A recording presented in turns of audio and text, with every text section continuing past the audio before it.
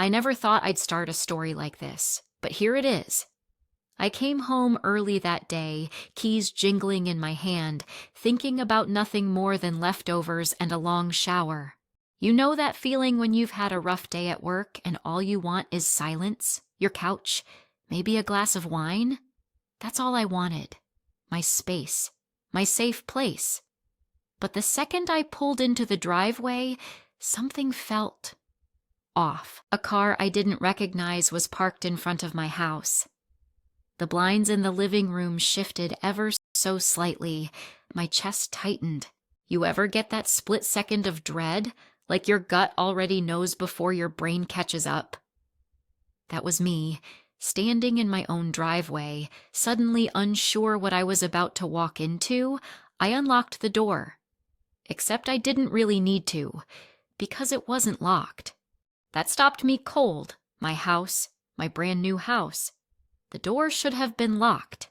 I pushed it open and there it was. My mother, Linda, standing in the center of my living room, waving her arms as if she were the tour guide of some open house. Beside her was my sister-in-law, Megan, nodding politely, and then a stranger. Some woman I had never seen before, looking around with wide eyes like she was about to put in an offer. My heart hammered in my ears. I froze in the doorway. You ever walk into a scene so wrong that your brain just glitches? That was me. Linda didn't even flinch when she saw me. She smiled like nothing was out of place. "Oh, Chloe, you're home early. Come in. We were just talking about maybe knocking down this wall. It would open up the kitchen so beautifully I couldn't move, couldn't speak.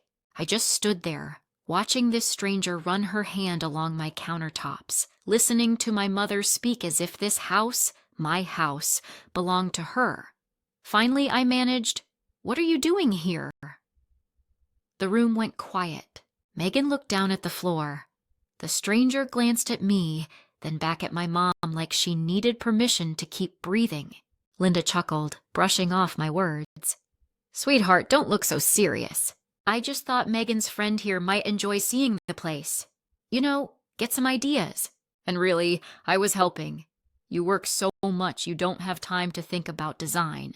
I've been saying for years you need a proper open space for entertaining. I felt my face burn. This was not happening, but it was. My voice rose. "You brought a stranger into my house? Without asking me?" Her smile faltered, but only for a second. "Chloe, don't be so dramatic. It's family." Megan's practically family. And her friend, well, she's harmless. Besides, I have a key. That last sentence hit me like a punch. "You have a key?" She blinked. "Of course. For emergencies, I couldn't breathe. My brand new house, the place I had saved for years, cut corners, skipped vacations, worked overtime, just so I could finally have something that was mine. And she had a key. She'd been inside without me knowing, without asking. Do you know that feeling when every boundary you thought you had just collapses? That was me in that moment. My stomach twisted, my hands shook. I wanted to scream, to kick them all out, but my voice came out small, almost broken. "You had no right." The stranger mumbled something about needing to leave, and Megan shuffled her toward the door, avoiding my eyes. The air was thick, like even the walls were holding their breath. Linda tried again, her tone softening. "Honey, don't make this bigger than it is. I was just trying to help. You don't always know what's best for you. I've been through this. Trust me, you'll thank me later when the house is exactly how it should be." My jaw clenched so hard it hurt. Thank her? For breaking into my house? For parading strangers through the one space I thought was mine alone? I looked at her, really looked at her. The confidence in her eyes, the certainty that she was entitled to decide what happened inside my home, and I realized, right then, this wasn't just about one key. It was about every time she'd walked into my room as a teenager without knocking, every time she'd read my journal by accident, every letter she'd opened that wasn't hers, This was the pattern, the same wound ripped open again, just on a bigger stage. "You don't get to do this anymore," I whispered. She tilted her head, half smiling like I was a child throwing a tantrum. "Chloe, don't be silly. I'm your mother." And maybe that was the moment it all snapped, because the way she said it, like being my mother gave her permanent access, like my independence was just pretend, it lit something inside me. Anger. Pure, unfiltered anger. I stepped forward, my voice steady now. "Get out." Linda's eyes widened, then narrowed. She wasn't used to me standing tall, wasn't used to me saying no. She hesitated, then gathered her purse with exaggerated grace. "Fine, if that's how you want it. But don't forget who's always been there for you." The door clicked shut behind her. The silence was deafening.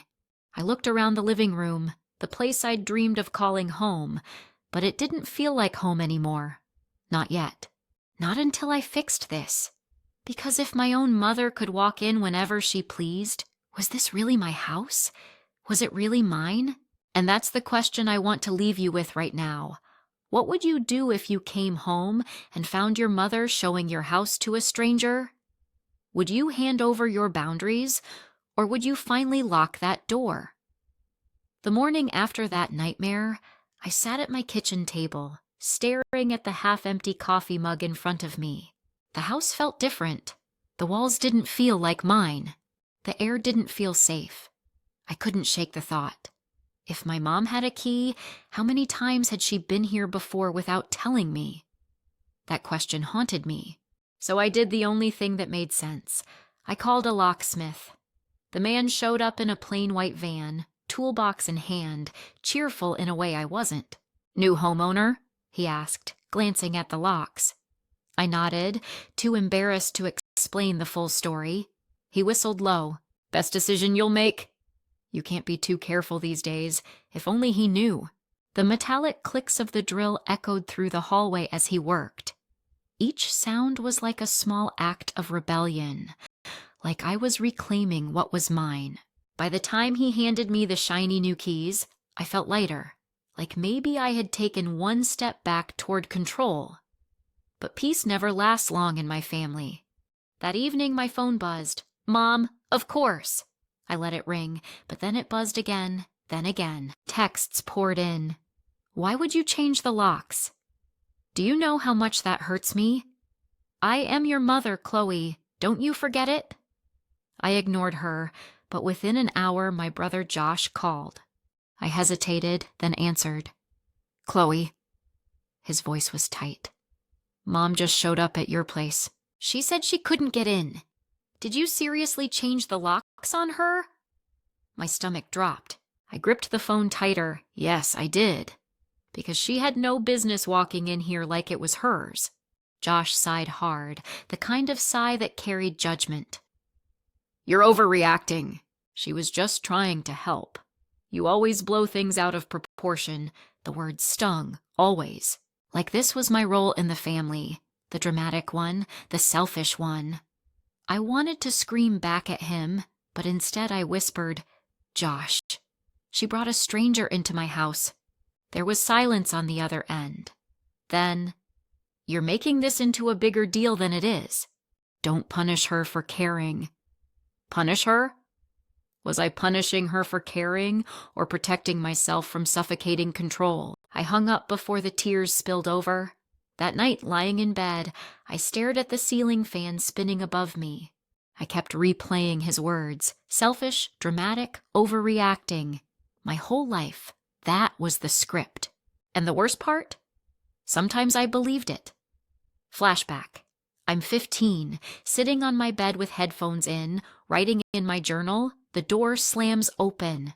Mom stands there holding the notebook I thought I had hidden. "Why are you writing about me like this?" she demands.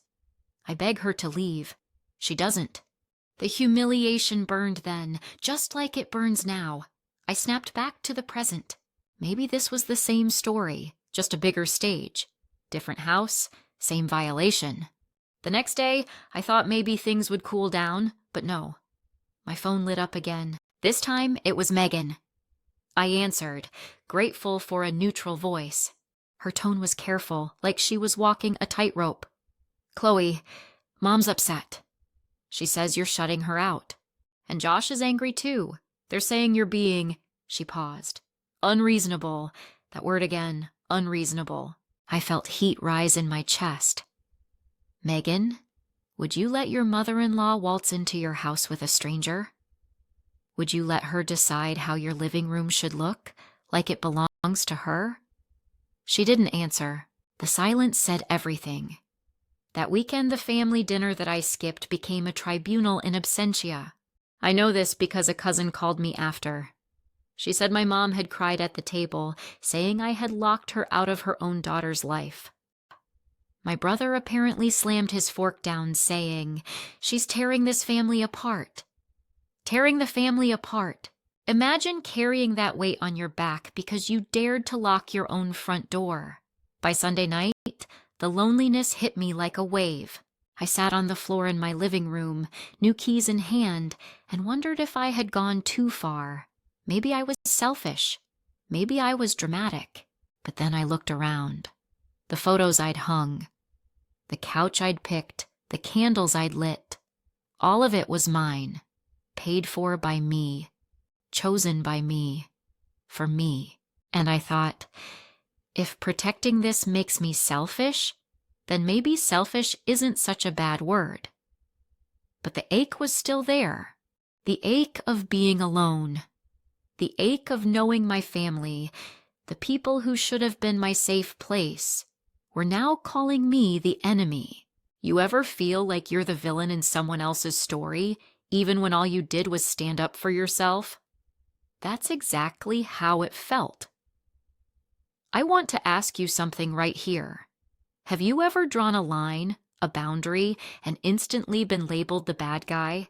Have you ever chosen yourself, only to lose the people you thought would always be in your corner?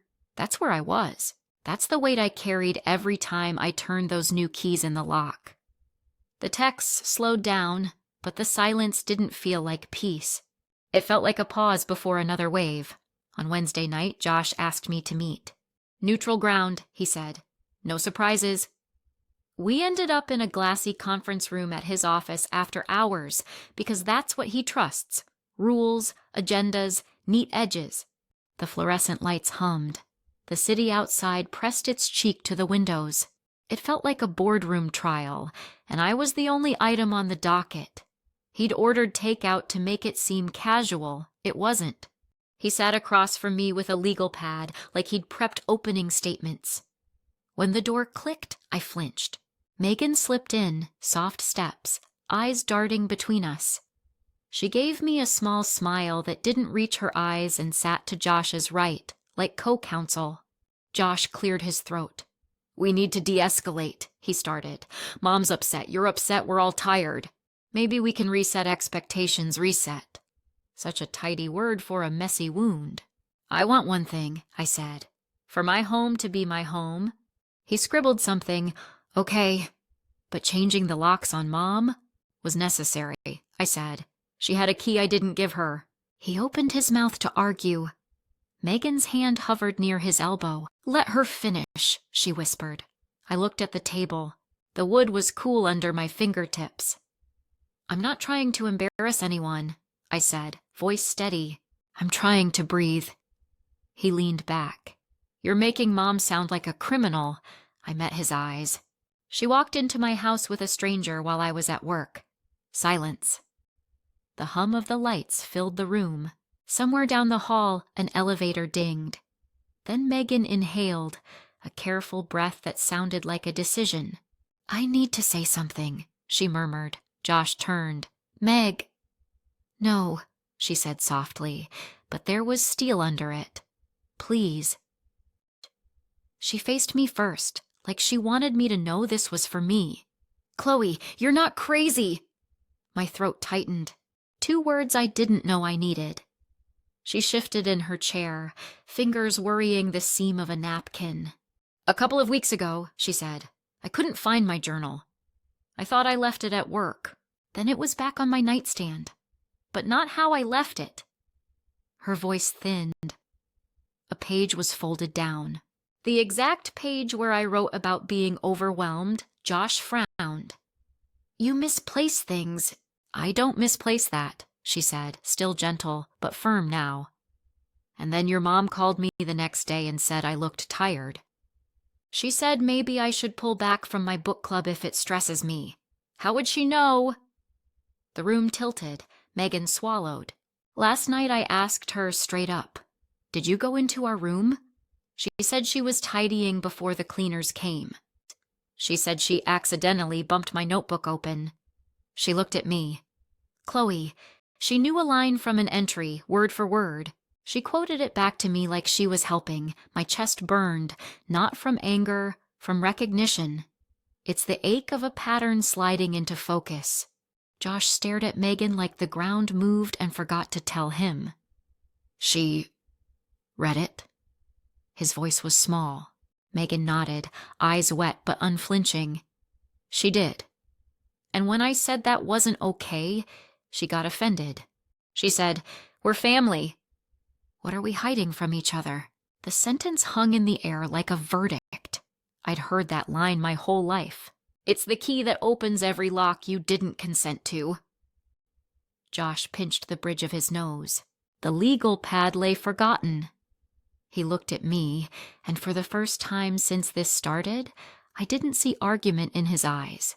I saw something like doubt cracking open, then shame, then a brother, not a judge. He exhaled. "I'm sorry," he said, words heavy, like they cost something to carry across the table. "I didn't want to believe." He trailed off. "I thought you were being extreme." "I thought I was too," I admitted. Half the time I feel like I'm auditioning for the role of ungrateful daughters.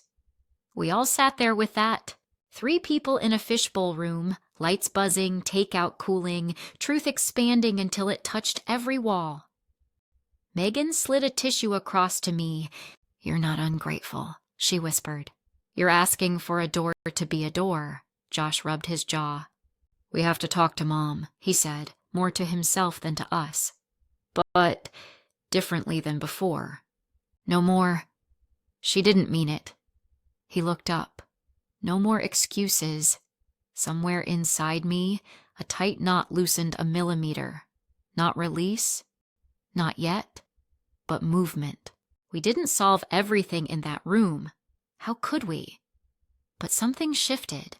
We walked out without hugging, without promises, just an understanding that the story wasn't what we'd been telling ourselves. On the drive home, the city lights smeared in my windshield like smudged highlighter. I turned off the radio and listened to my own breath. My phone buzzed once. A text from Megan. "Proud of you for saying what you need." Another from Josh a minute later. "Let me handle Mom tomorrow. You don't have to pick up." I didn't reply right away. I just drove, hands tight on the wheel, feeling the strange mix of relief and grief that comes when the ground is honest for the first time. That night, I didn't sleep well. Not from fear this time, from the weight of inventory. Memory after memory lined up like files I'd never opened. The diary at 15, the mailbox at 26, the apartment spare key I never gave. When I finally drifted off, it was morning, and my phone lit the room again. A different name this time. Sophia, my realtor turned friend. "Coffee later? You sounded stressed the other day." I said yes. I needed someone whose only agenda was my well-being. We met at a small place on East 6th, the kind with plants that actually thrive and mugs that feel like a handshake. She listened while I told her about the boardroom meeting, about Megan's journal, about Josh's face when the script tore. Sophia stirred her latte. "This isn't about paint colors," she said. "It's about consent." I laughed, but it came out shaky. "I feel crazy half the time, submitting a ticket to be allowed to live in my own house." "You're not crazy," she said. "You're tired." "There's a difference." She held my gaze. "Have you thought about therapy?" The word sat between us, not like an accusation, like an option, a door, but one I could choose to open. "I have," I said. But I don't know where to start." She tipped her head. I know someone. Her clients adore her. No pressure. She slid a card from her wallet. The cardstock was thick, the name embossed, Dr. Hart. Boundaries and Family Systems, Austin. I traced the letters with my thumb. A quiet yes took shape in my chest. Why had I waited for permission? On the way home, I practiced what I'd say if I called. I didn't need to be perfect. I just needed to be honest. Hi, I'm Chloe. I feel like my lungs only inflate halfway in my own house. I need help making them fill. I sat at my kitchen table, phone face down, the afternoon light moving across the tile like time was painting me forward. Then I picked up the phone and dialed. The receptionist's voice was kind. We have an intake next week, she said. Does Tuesday work? Yes, I said, and meant it. I want to pause here and speak to you directly. If you're listening and you feel that same half breath, if someone taught you that love means leaving your door unlocked, this is your gentle nudge. You're allowed to close it. You're allowed to ask for a key back. You're allowed to ask for help. If any of this resonates, drop a comment. Tell me where you're listening from. Tell me the one boundary you're reclaiming this month. You might give someone else permission to do the same. That evening, Josh called again. I almost didn't answer. Then I did. I talked to Mom, he said, voice hoarse. I told her reading Megan's journal was not okay. I told her about the key. She cried. Then she got angry. Then she said we're ungrateful. I kept repeating, it's not about love. It's about respect. I don't know if it got through. He paused, but I said it. My eyes stung. Thank you, I whispered. I'm not perfect in this, he said. I believe the story because it benefited me. I hate that. I let out a breath I didn't know I'd been holding. We're writing a better one now, I said. It might be messy. He chuckled, sad and real. Yeah. Chapter 1. Get a therapist. Already booked, I said. Good, he replied. Text me after your first session, I mean it. When we hung up, the house felt not safe yet, but less hostile. The walls didn't lean in the way they had. The corners were softer. The new keys on the counter looked less like weapons and more like tools. I stood in the doorway of my bedroom, lights low, the hum of the street folding into the night. I thought about the boardroom, the legal pad, Megan's steady voice, my brother's apology, the business card on my fridge. I thought about how a story can pivot in a single conversation, how one truth can reroute a family system. And I realized something simple and enormous. I wasn't alone in the room anymore. Not in the conference room, not in this house, not in this fight. Next Tuesday would be the first time I sat in a chair and said out loud, I want my life to feel like mine. The twist wasn't just that Megan had been violated too. The twist was that I finally believed my experience without needing anyone to co-sign it. I turned off the kitchen light. The house exhaled with me. For the first night in weeks, sleep didn't feel like surrender. It felt like a small earned mercy. For the first time in months, mornings didn't feel like emergencies. I woke up to the soft thrum of the ceiling fan and the smell of coffee instead of the knot in my throat. The house sounded different, like a room after a concert when the instruments are packed away and what's left is a gentle hum. You notice little things when the noise dies down, the way light climbs the far wall, the whisper of the AC kicking on, the creak a bookshelf makes when it settles into place, like the wood is finally trusting the floor, doctor. Hart's office became a weekly ritual, neutral lamps, a box of tissues that always had one sheet raised. Ready? She didn't push. She held the rope while I untangled it. We practiced sentences that felt too sharp in my mouth at first. No unannounced visits. Information about my home is mine to share. If you're upset, we can schedule a time to talk, not show up at my door. Simple, even boring on paper. But when I said them out loud, something clicked. Language is armor, language is air. We wrote down agreements, I typed them, I sent them. I kept them in a folder on my phone the way hikers keep maps. There, if I got turned around. Linda texted before visiting. She waited for a yes, not a maybe. Josh came by with Megan on Sundays sometimes, and they brought lasagna in foil trays and didn't rearrange my dishes without asking. The doorbell rang, and my chest didn't tighten. I'd open the door and it felt like a choice, not a test. My dad surprised me. He isn't a man of long speeches. He's a man of quiet repairs. One afternoon, he came over with a toolbox and fixed the latch on my side gate. He stood back and nodded, as if he'd just tightened a loose sentence. "There," he said. "No more rattle when the wind picks up." We ate peaches on the back steps, juice running down our wrists, and he told me about a car he rebuilt in college. I told him about the herb garden I was trying to keep alive. We didn't mention the storm, but I felt it. His body leaning a few degrees toward me, like a tree learning where the light is. I learned different rhythms for the house. Saturday mornings at the farmer's market. Fresh bread on the counter.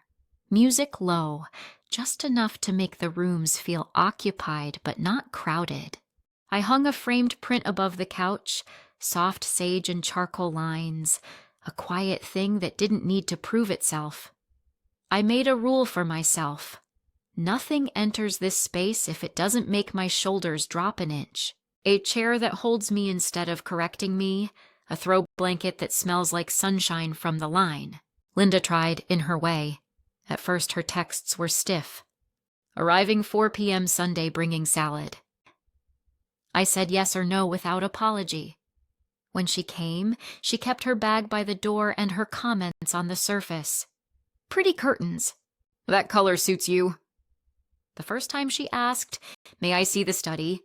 it startled me. She waited at the threshold until I said, "Sure." It was small, but it was new. Holidays became experiments in structure. We hosted Thanksgiving at Josh and Megan's. Start at 2, end at 6, everyone agreed. I brought roasted carrots and a store-bought pie, and no one sighed about homemade versus from a box. When the timer chimed at 6, we hugged, we left, and the world didn't end. In the car, I cried a little and didn't know why, Doctor. Hart later called it grief at the absence of chaos. The body gets used to sirens. Silence can feel suspicious. Work steadied too. My focus came back. It's easier to debug someone else's code when you're not constantly debugging your own life. I got promoted to lead a small team. On Friday evenings, I turned my phone face down and watched the sun burn slow over the neighbor's live oak, a coin melting into the horizon. The streetlights clicked on. The house, my house, learned my routines. We began to trust each other. It wasn't perfect. We backslid sometimes. In March, Linda arrived 10 minutes early and rang the bell twice. I let it go once, then texted, "Please come at the agreed time." She sent a thumbs-up emoji, progress, in tiny blue bubbles. In April, Josh cracked a joke about guest towels that landed wrong, I told him. He apologized in the moment. Megan squeezed my hand under the table, a small squeeze that said, "I see you," without making a scene. There were good nights I want to remember. The night we ate takeout on the patio and lightning stitched the sky, and my mother, laughed at something I said instead of resisting it. The night my dad fell asleep in the easy chair during a movie and I put a blanket over him, and it felt like an act of care instead of caretaking. The morning I woke before my alarm and realized I had slept all the way through without bracing. Here's the thing I didn't expect. Peace has a sound.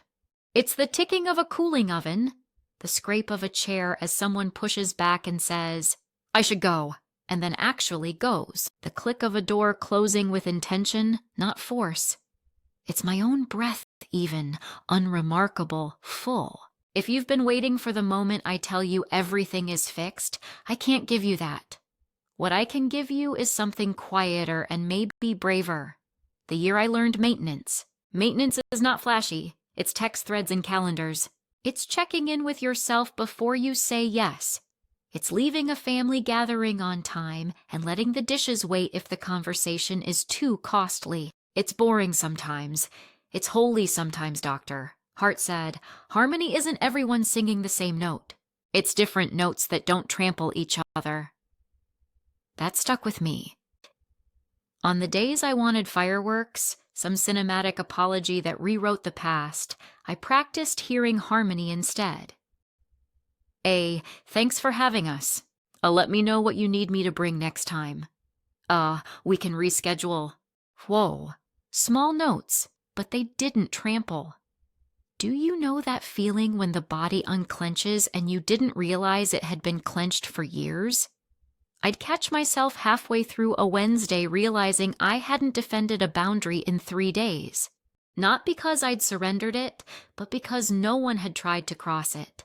That's a quiet gain. It doesn't trend, it adds up anyway. I started an after-work ritual. Shoes off by the mat, keys in the bowl, windows open if the weather cooperated. A simple dinner, something that didn't make me prove my worth to anyone. Eggs with herbs, toast with butter. I ate at the small table by the window. The world slowed enough for me to hear my own appetite. Some nights, I'd step into the backyard and stand barefoot in the grass. The earth felt cool and sure, like a promise you can hold with your toes.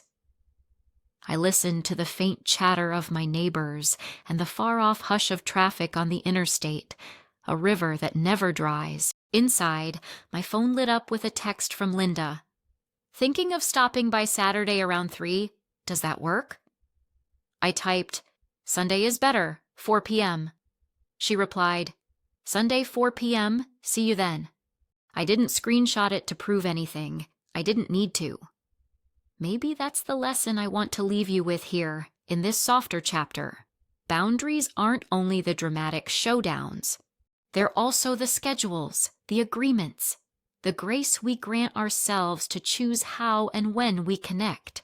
If you're in the long middle of it, if your quiet looks like spreadsheets and reminders and deep breaths, I want you to know that counts.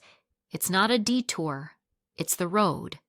And because this is still our little corner of the internet, I'm going to ask you, what does maintenance look like in your life right now?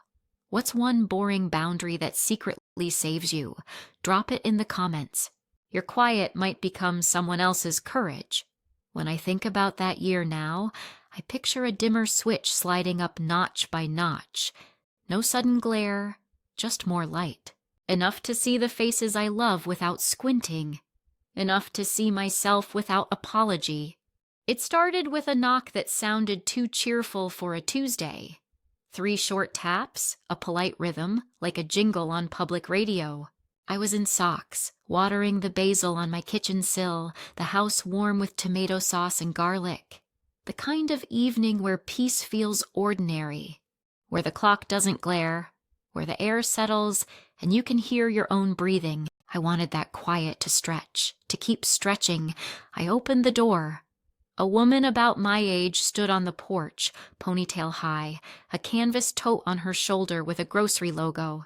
Sunlight framed her like a halo, dust motes spinning between us. She smiled, friendly, neighborly, the Texas version of welcome. Hey, I'm Hannah. We just moved into the corner house, the one with the lopsided mailbox. She laughed at herself, easy. I think it's losing a fight with gravity. I laughed, too.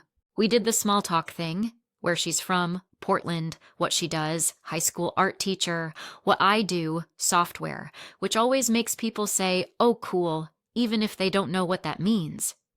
It felt normal, like new paper fresh from a ream. And then she glanced over my shoulder into the living room and said a sentence that rearranged the furniture in my chest.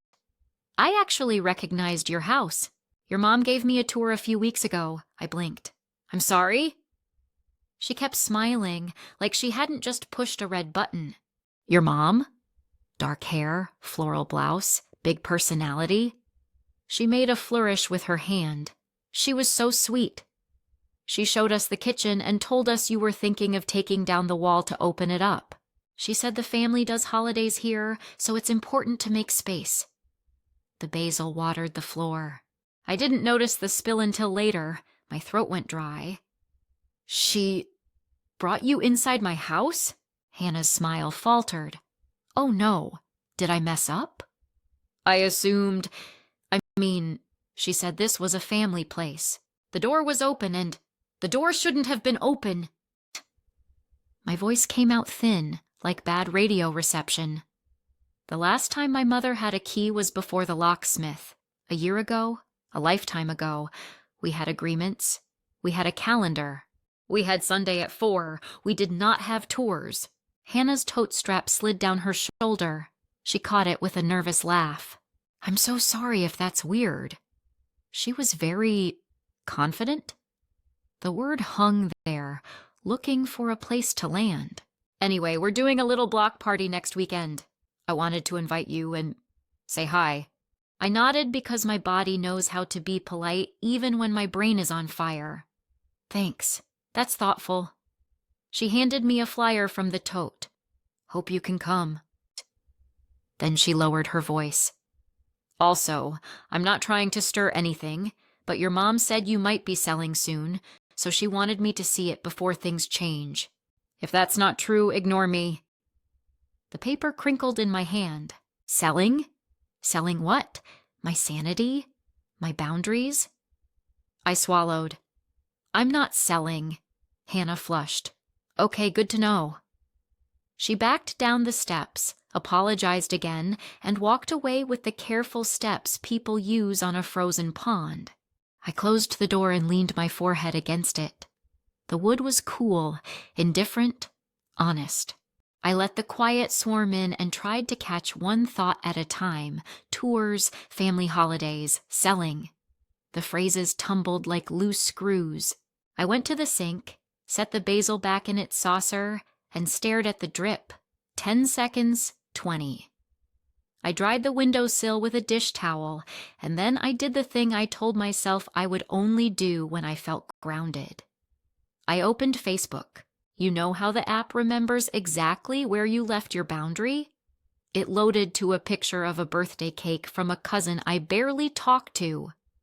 I typed Linda Parker in the search bar anyway, even though I've muted her for months. My thumb hovered, then I tapped. Her profile picture was the same, smiling at a restaurant she loves, glass of white wine, red lipstick meant to look effortless. The last public post was a meme about family traditions. I scrolled. Nothing. It was all privacy locked. And then I saw it. A shared album visible to friends of friends, which apparently includes neighbors with tote bags. I clicked.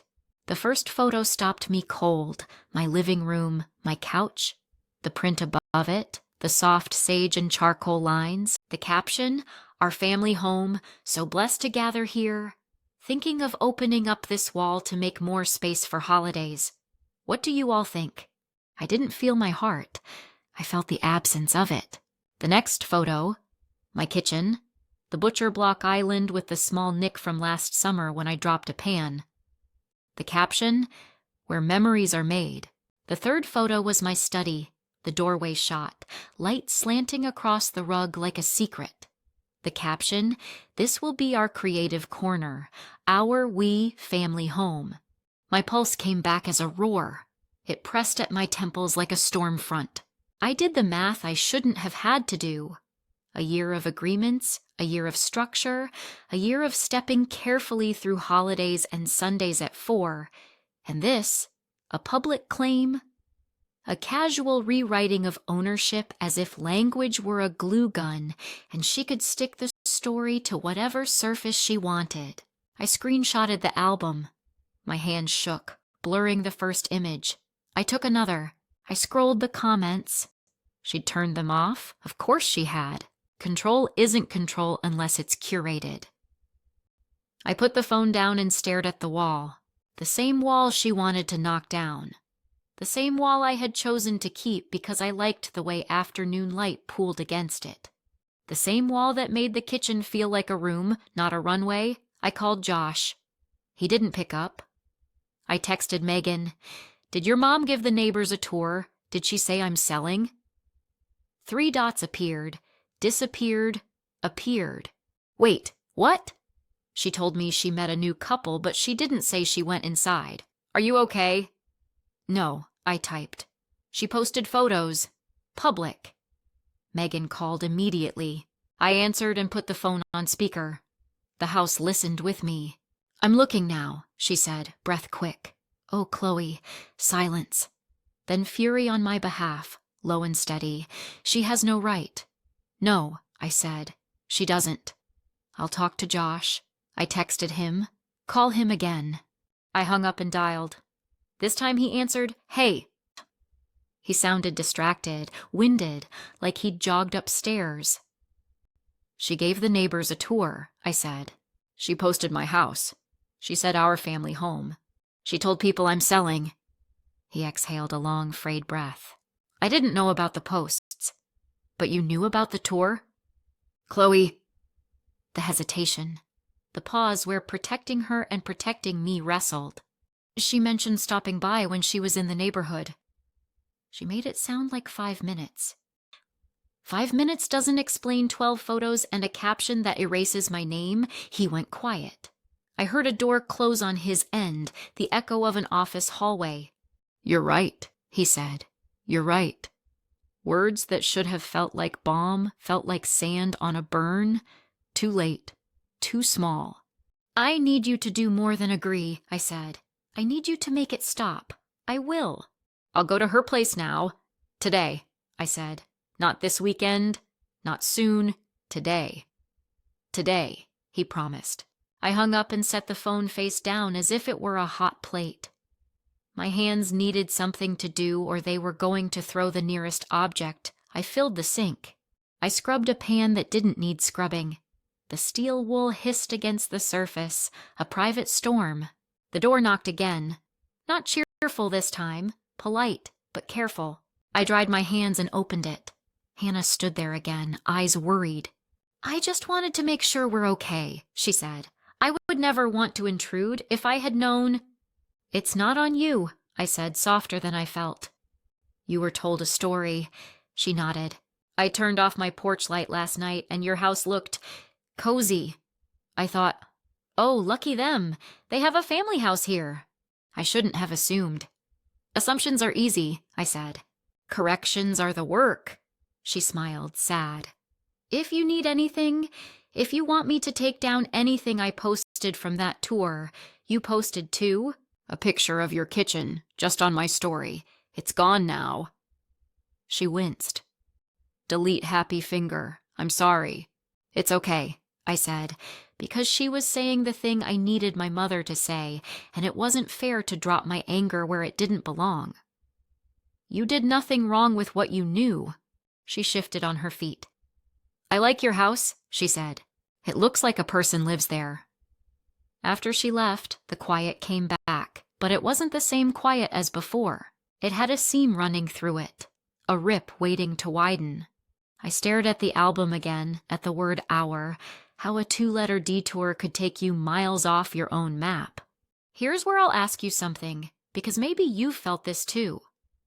What do you call it when someone doesn't break into your house, but breaks into your story?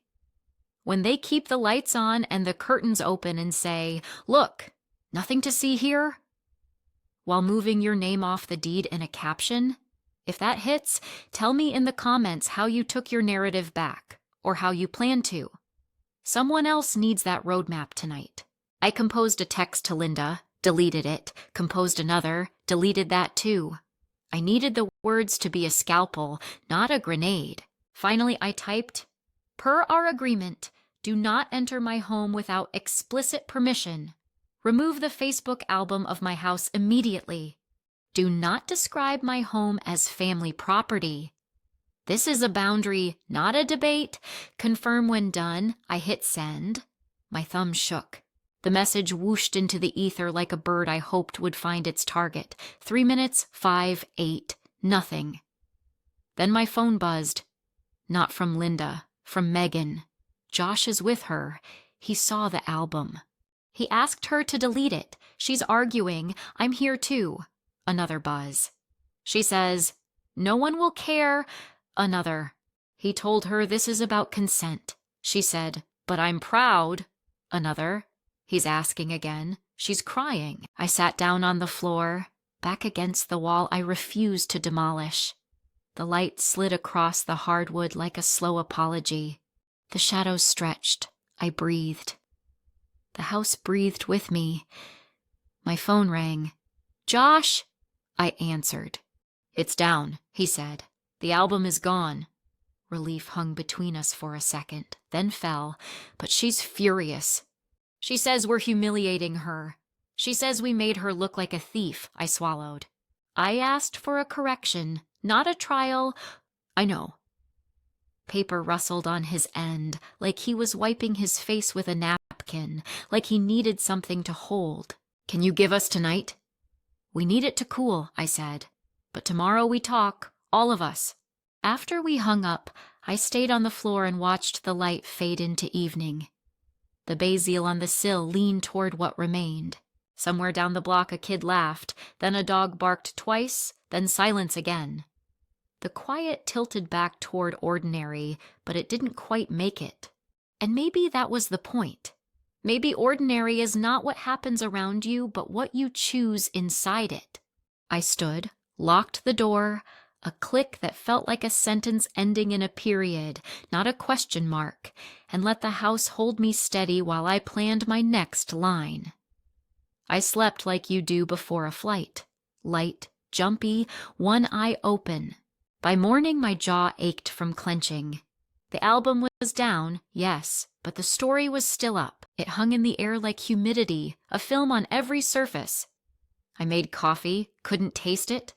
My phone face down on the table felt like a live wire. I turned it over anyway. A new text from Linda. "You embarrassed me. I only posted because I'm proud. You young people are too sensitive. It's just social media, just social media. Like it's just oxygen, like it's just your address on a megaphone."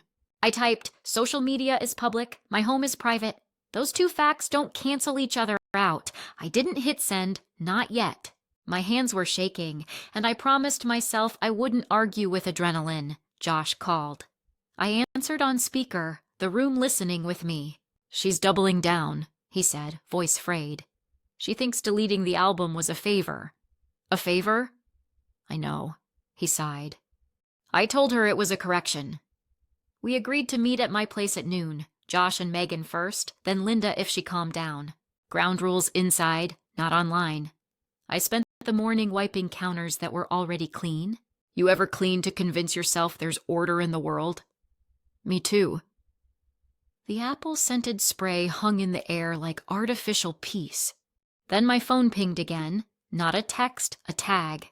A mutual aunt had posted a throwback collage, family reunions, birthdays, babies in blankets. In the middle, my living room. Last night's stolen angle. She'd screenshotted Linda's album before it came down and stitched the images into a family pride post. The caption read, "Look how far we've come. Our family home is perfect for holidays." Comments already stacking like bricks. "Can't wait to gather. So beautiful. You must be so proud, Linda." My ribs tightened. I messaged the aunt directly. "Please remove the photo of my home." It was shared without my consent. A bubble, a pause, a reply. "Oh, honey, don't be difficult. It's positive. Everyone's excited. Positive. Like a result you didn't consent to." A second ping. A cousin DM'd me a screenshot from a neighborhood Facebook group. Someone had reposted Linda's images asking, "Anyone know who owns this place? Are they listing soon?" 2 comments down, a stranger had speculated on price. My address wasn't there, but the kitchen pendant lights and the arched doorway were unmistakable. If you know, you know. And neighbors always know. My heart kicked fast. I took 3 slow breaths, the square ones Dr. Hart taught me. In for 4, hold for 4, out for 4, hold for 4. The panic dimmer slid down a notch. This was not a fire. It was smoke, but smoke kills too. I called Megan. She picked up on the first ring. "I'm already on the group," she said. "I reported the post for privacy. Thank you. Also," she added, voice tight with anger that wasn't aimed at me, I need to tell you something. I braced. I checked my Facebook memories while you were texting last night, she said. There's a post from 2 years ago, right after we moved. A photo of our bedroom curtain fabric I never shared. I thought I had, but the angle... Chloe, it's from inside our room. Linda must have taken it when she stopped by. The caption is, "Helping these two get settled." She tagged me. I never noticed the angle then. Now I can't unsee it flash. A quick slice of an old wound opening. Not just a house tour, a timeline, a pattern. Do you remember how she knew the line from your journal? I asked. Megan's laugh was short and humorless. I remember it every time I try to sleep. There it was, the twist tightening, not theoretical, not maybe. Not, you're too sensitive. Evidence, pattern, impact. At noon, Megan and Josh arrived with tired faces and grocery store sandwiches. We chewed in the quiet way people do before a hard conversation. My phone buzzed on the table. Linda. I'm coming over at 12:30 to discuss this nonsense. No, I typed back. Per our agreement, visits are scheduled. Today is not confirmed. She replied instantly, I am your mother. I don't need an appointment. Josh groaned when he read it. I'll call her, he said, already dialing, already walking to the back door so he wouldn't raise his voice in my kitchen. The screen clicked. The latch whispered.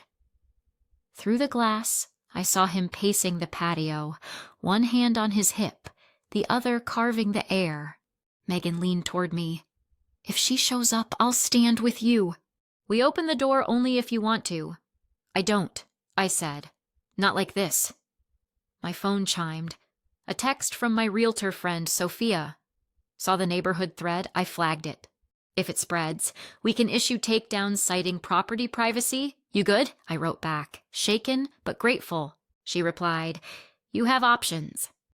Options are power when you feel powerless. I looked at the two of them, Megan at my table, Josh on my patio, and realized the thing I once envied in other families was finally here in mine. Not perfection, alignment. The kind where truth is heavier than habit. Josh came back inside, jaw set. She says she's on the way, he said. I told her we won't open the door. She said she'll sit outside until we do. Let her sit, I said, and surprised myself with how calm it sounded. We waited. The seconds dragged, thick and sticky. I imagined my mother in her floral blouse on the porch chair, indignation like perfume. That's the thing about entitlement. It thinks proximity equals access. And then, a new notification, not from Linda, from a number I didn't recognize. Local Austin. Hi, Chloe. This is Dottie from the East Side Neighborhood Coalition. We've removed the photos and paused the thread while we review. Please call if you need a formal statement. I exhaled a breath I didn't realize I was rationing. This is what accountability looks like on a good day. Not everything, but something. A sharp knock. Not cheerful, not polite. 3 hard raps. Josh glanced at me. I shook my head. He cracked the blinds and then closed them again. It's her, he whispered. My phone buzzed. Linda, open the door or I'll call your father. I typed, do not escalate. We will talk when calm and scheduled. This is a boundary, not a punishment. I hit send before my fear could edit it. On the porch, silence, then a rustle, a chair scrape, the stomp of a heel, no ring, no knock. After a minute, a car door slam. The world stayed standing. Inside, my hands were still shaking, but I noticed the shaking more than I obeyed it. Megan poured water into 3 glasses. The ice cracked like tiny earthquakes, then settled. Josh rubbed his temples, then looked up. We can't go back to the way it was, he said. I won't, I said. Good, he answered, simple as gravity. You may be thinking, okay, but what about the rest of the internet? Because that's where my brain went next. Screenshots live longer than apologies, so I made a list. If you're in this with me, write yours too. Report any reposts. Message the admin where needed. Save evidence in a calm folder, Not a rage folder, call doctor. Heart and put words to the whirl. Decide what I'm willing to post. My narrative on my terms. I want to say this to you, since you're here and we've been honest with each other. If someone tells you it's just social media, what they're really saying is, your boundaries are optional when I'm proud or bored. They're not. Drop a comment if you've ever had to pull your life back from a newsfeed. Tell me how you did it, so the next person reading can steal your script. The afternoon stretched long. We mapped out next steps with the kind of clarity you only earn in a storm. Josh would talk to Dad first, not to triangulate, but to inform. Megan would document what she found and send me the dates. I would draft an email, in writing, in calm language, defining digital boundaries the same way we did physical ones. No posts, no photos, no we about my house without explicit consent. By 5, the light turned honey thick. My phone stayed quiet. Not safe, but quiet. We ate the second half of the sandwiches and pretended we liked them. Megan laughed at nothing on purpose just to release the tightness in the room. It worked for a second. Then the group text that includes my mother pinged. A long paragraph from Linda. I raised both of you. I have every right to be involved. You're making me the villain for wanting to celebrate my family. The world is too sensitive. This isn't abuse. It's a mother being proud. Everyone thinks so. Look at the comments. I typed and deleted 5 replies. The one I kept was this. Pride that ignores consent isn't pride, it's PR. I will not participate. Megan added, reading my journal and posting Chloe's home were violations. We're asking for respect, not distance. Josh wrote, no more posts, no more tours, no more keys. We love you. We will talk in person when you're ready to hear us. The dots appeared, pulsed, disappeared, then nothing. Outside, cicadas started their electric choir. Inside, the house felt like the inside of a held breath, not resolved, not hopeless, that tight, trembling edge where a story decides what it wants to be next. I walked them to the door. We hugged the awkward hug of people learning a new language. After they left, I set my phone on Do Not Disturb and stood in the hallway between the kitchen and the living room, the wall still intact, a boundary I could touch. I pressed my palm to the paint. Cool, solid, mine. Tomorrow would be the meeting, the one where we said out loud what the captions had tried to swallow. Tonight? I let the house go dark room by room, like closing tabs in a browser. I made tea, tasted the mint, felt the heat. I wrote the first line of the email to Linda and didn't send it. Not yet. I wanted it to ring true when I read it out loud, because this wasn't about winning online. It was about living offline without bracing. It was about the kind of boundary that holds even when no one is watching. It was about choosing a narrative that doesn't apologize for needing a lock. And if you're wondering how this ends, if the door opens, if the caption changes, stay with me. We're not at the last page, not yet. We picked neutral ground because neutral ground keeps people honest. Not a church where guilt does the decorating. Not a restaurant where a server has to overhear your family history. We chose the community room at our library, a glass wall facing a live oak, afternoon light pooling on carpet squares, a clock that clicked loud enough to make you tell the truth faster, chairs in a circle. No table to hide behind. Josh arrived first with Megan. He carried a folder and 2 pens like peace offerings. Megan set a small bottle of water at each chair. My hands were steady, but my mouth was dry in that way your body gets when it's about to say something it's avoided for a decade, doctor. Hart had called this meeting on the boundary. Simple structure, short sentences, no history dumps, name what happened. Name what will happen from now on. Ask for a yes, accept a no, adjust accordingly. At 4:03, Linda walked in, floral blouse, fresh lipstick, chin high. She scanned the room, clocked the circle, and for 1 second I watched a flicker cross her face. The expression of someone realizing the story might not bend today. Then the armor snapped back into place. She sat, smoothing her skirt, and reached for her phone. Josh held out his hand. "No devices," he said gently. "Just for this hour." She hesitated, then passed it over with a sigh that said we were all impossible. I started.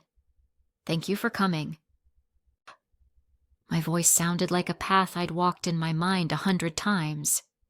"I want to name what happened and then describe what happens next." Linda leaned back, arms crossed. "Let's hear it." I kept my eyes on the carpet squares for a beat, then lifted them to hers. "You entered my home without permission. You brought neighbors inside.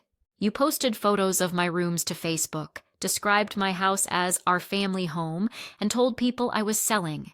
None of that had my consent." She rolled her eyes. "I deleted it. This is old news." I nodded once. "You deleted one post after pressure. Screenshots had already circulated. A neighbor recognized my kitchen online. An aunt reposted the photos. This moved beyond you fast. That's why we're here." She opened her mouth, closed it. The clock clicked. I cut the sentence where Dr. Hart had told me to cut it. "What happens next is simple. First, you will apologize to the neighbors you toured. Second, you will post a correction to the same audience that saw the album, a clear one. Those photos were posted without Chloe's consent. The house is hers alone. I was wrong to share. Third, going forward, there are digital boundaries to match our physical ones. No photos of my home, no mentions of my home. No more we about my house. If you want to share something you did here, you ask me first. If I say no, that's the end." Her laugh was small and cutting. "You want me to humiliate myself on the internet?" "For what? For a little pride?" "Not pride," I said. "Repair." She stared at me, then at Josh, as if to ask if he was really letting me speak like this. He didn't flinch. Megan folded her hands and waited like patience was a team sport. "I raised you," Linda said, voice climbing. "I sacrificed. I gave up weekends, sleep, a life. And you're acting like I'm a criminal for wanting to celebrate my family. People post pictures of houses all the time. I pictured the basil on my sill, the nick in the butcher block, the way light lands on the far wall at 5 p.m. People post pictures of their own houses," I said. "You posted mine. You told a story where I was a character and you were the author. That's the part that ends today." The room went quiet in that thick way where every breath is a choice. Josh spoke next, low and even. "Mom, I believed your version because it was easier. Then I saw the album. Then I learned about Megan's journal. We're not doing 'she didn't mean it' anymore. We're doing consent." Megan nodded. "When you know a line from my private entry by heart, that's not care, that's control." Linda's mouth trembled, then hardened. "You're ganging up on me." "I'm lining up with Chloe," Josh said, and the sentence lived in the air like a bridge you didn't know you could walk across until someone laid it down. I took a breath that felt like a beginning. "I'm going to read something," I said, and unfolded a page I'd printed. I read slowly, not to perform, but to keep my voice from sprinting. "This is my digital boundary statement. My home is private. No images, videos, descriptions, location details, or implications about ownership or plans will be shared online by family without my written consent. This is not a punishment. This is a condition of relationship. Violations will have consequences, muted channels, unfriending, and if necessary, blocking. I will not engage in debates about my boundaries. I will remind once. After that, I will act. I looked up. That's the policy. It is not flexible. Do you agree to it?" Linda blinked at the word policy. She hated being handled, but something in the stern plainness of it removed the room where she used to slip charm. She swallowed. "You would block your own mother?" "I'll protect my peace," I said, "mother or stranger." The live oak shadow shifted across the carpet like a slow cloud. The clock clicked again. She deflated 1/2 inch. "Fine," she said, "if it means that much. Words matter, I said. Not if it means that much. Say, I agree. Her jaw tightened. Then she said very quietly, I agree. A small sound escaped me. Relief doesn't shout. It settles. Good, Josh said. He slid a note card across the space between us. Here's a draft for the correction post. Short, clear, you can copy-paste. She glanced at it, then handed it back. I'll write my own. Then match the clarity, Megan said. No spin. Linda stared out the glass at the tree, and for the first time in a long time, I saw something like tired land in her eyes. Maybe she was exhausted from carrying a persona that never asked permission. Maybe it was grief, a mother losing a door she thought would always open. I could hold that without surrendering the lock. Two things can be true. We wrapped in under an hour, no victory lap, no collapse, just logistics. Linda would post tonight. She would text the neighbors tomorrow. Josh would follow up. Megan would check in with me after so I didn't spiral while waiting. We stood, the chairs scraping a low, honest sound. In the parking lot, Linda paused by her car. This is harder than you think, she said, not accusing. Just stating a weather report inside her chest. It's harder than I thought too, I said. That's why I'm choosing simple. Simple is cruel, she muttered. Simple is clear, I replied. Clarity feels cruel when you're used to confusion working for you. We didn't hug. We didn't ice each other out. We got into our cars and left the way adults leave things, with sentences still echoing, but roads to drive. That night, just after 8, the correction appeared. Not poetry, not perfect, but clear enough. Earlier, I shared photos of my daughter Chloe's home without her consent. That was wrong. The house is hers. I apologize to anyone I misled or involved. Please do not share those images. Comments were off. Messages trickled to me instead. A neighbor. Thanks for clarifying. See you at the block party. An aunt. Proud of you for speaking up. A cousin. Had no idea. Sorry, cuz. I breathed in the quiet kitchen light. I brewed tea. I didn't pace. I didn't refresh. I didn't compose a follow-up post to win the internet. Winning the internet is a lowercase victory. Sleeping is an uppercase one. Before bed, I opened my socials and did what I said I'd do. I muted where I needed to mute. I unfriended where I needed to unfriend. I blocked one account that kept reposting the album screenshot after the apology. No rage, just a click, a clean cut. The sound a boundary makes in the wild is almost nothing. You'd miss it if you weren't listening for your own peace. I set my phone face down and walked the house in the dark, fingertip along the wall. The paint felt cool, patient. The rooms breathed. Outside, a car rolled by, a soft constellation of headlights sliding across the ceiling. The basil leaves brushed the window screen when a breeze found them. Somewhere, a nightbird tried a few notes and quit.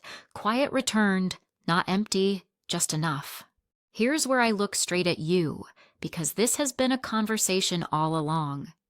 If you've ever been told that locking your door is unkind, that saying no is dramatic, that asking for words to match reality is humiliating to others, let me give you mine. You're not cruel for being clear. You're not selfish for being safe. You're not disloyal for telling the truth about what belongs to you. If that landed, tell me one sentence you're going to practice this week. Put it in the comments. Someone is scrolling who needs your line to borrow at 4 a.m. The next morning, I woke up before my alarm. No knot, no secondhand shame. Just the quiet drum of the ceiling fan and a house that knew my name. I made coffee and it tasted like coffee again. The first sip was hot and a little bitter, the way I like it, the way I chose it. I opened the back door. The hinge didn't squeak. The latch never rattles now. Dad fixed that, remember? The air smelled like wet dirt and sun. I took my mug outside and stood barefoot on the deck. The wood was cool under my soles. On the fence, light moved in thin gold bands, measuring the morning. I thought of the girl who learned to hide journals. I thought of the woman who learned to print policies. I thought of the space between those two people, how it widened into a room, then a house, then a life. When the phone buzzed, I didn't jump. A message from Linda, short. I emailed the neighbors. I apologized. Another, I won't post your home again. I typed back, thank you, not more, not less. I went inside, set the mug on the counter, and looked at the wall that everyone told me to knock down. The afternoon light doesn't pour through it. It learns to curve around. That's what boundaries do when they're respected. They don't block the sun. They teach it where to land. My house was still my house. My story was still my story. And my mother was still my mother, just not my author. That's the closure I want to offer you. Not the kind where we pretend it didn't hurt, but the kind where we say, it hurt, and here is the line that keeps it from happening again.